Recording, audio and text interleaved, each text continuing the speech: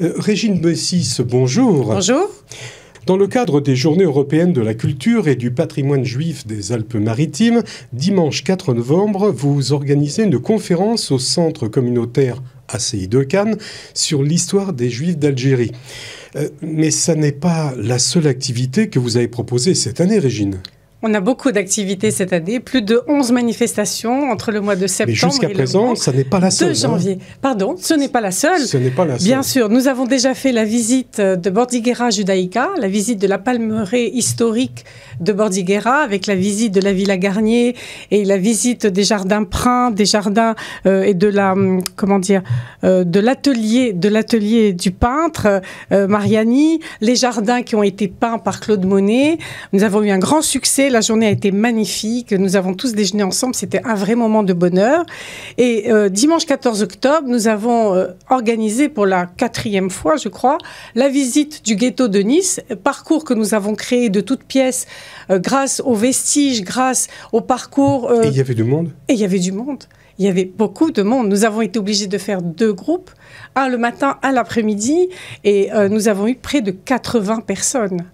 Donc nous nous sommes promenés dans le Vieux-Nice, nous avons été rue Benoît-Benico, le palais Lascaris, le cimetière du château.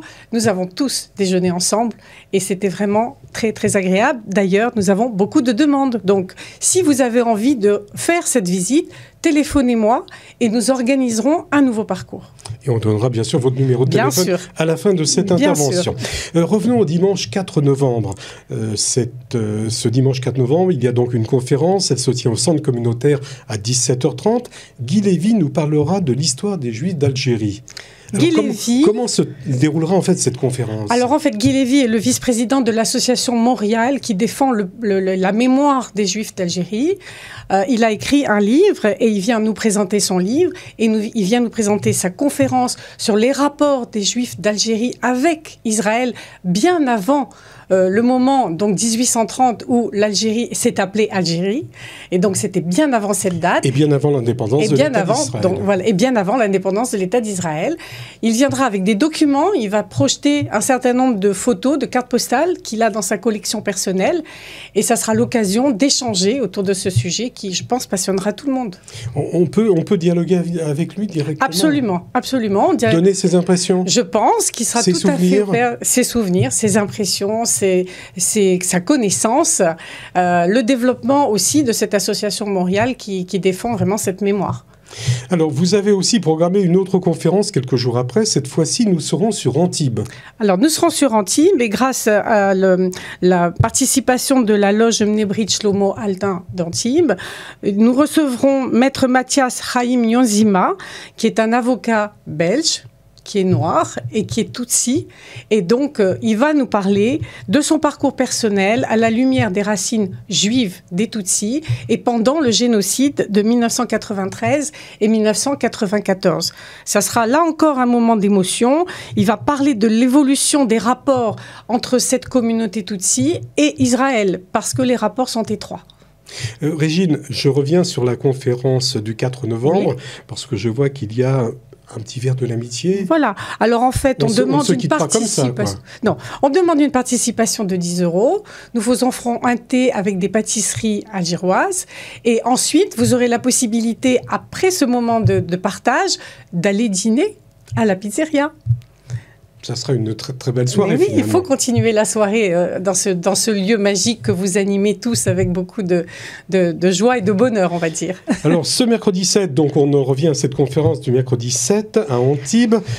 Quel sera vraiment le thème de cette conférence ? Le thème, je l'ai dit, c'est les Tutsis. Nous ne connaissons pas cette population, nous ne connaissons pas leur parcours, nous ne connaissons pas leur histoire. Ils ont un lien avec Israël ? Absolument. Absolument. Ils ont un lien avec Israël, mais moi-même, je n'ai pas encore assisté à la conférence, donc ça sera une vraie découverte.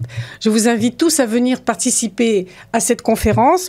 Le droit d'entrée est de 5 €, mais c'est sur réservation obligatoire. Et là, je donne le numéro que je donnerai de nouveau au 06 14 39 26 42.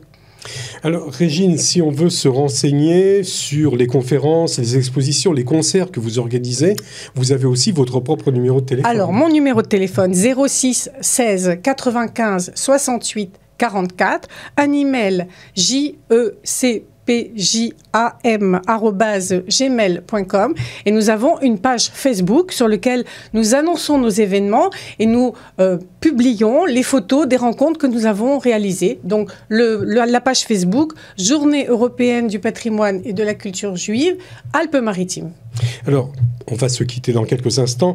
Est-ce que vous pouvez déjà nous donner quelles seront un aperçu des prochaines activités que vous allez organiser? Alors, j'organise pendant le mois de décembre la fête de Hanouka, ouverture en porte ouverte avec visite de la synagogue le 2 décembre. La synagogue de Cannes. La synagogue de Cannes, nous sommes à Cannes, c'est la synagogue de Cannes.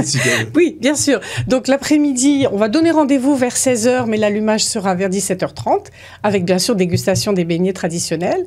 Le même jour, presque à la même heure, à Antibes, à la synagogue d'Antibes, allumage de la bougie de Hanouka avec visite de la synagogue. Et le 9 décembre, nous aurons un allumage avec rencontre œcuménique à la synagogue de Nice, à la synagogue de Lois de Nice, où il y aura donc la dégustation, la prière, l'allumage, la dégustation des beignets et un petit concert. Un concert avec donc 2 messieurs qui vont chanter des chants traditionnels de Hanouka.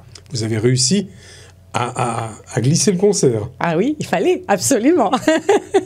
Absolument. Il est temps de nous séparer, mais pas avant que je vous ai souhaité Shabbat Shalom. Shabbat Shalom. Merci beaucoup.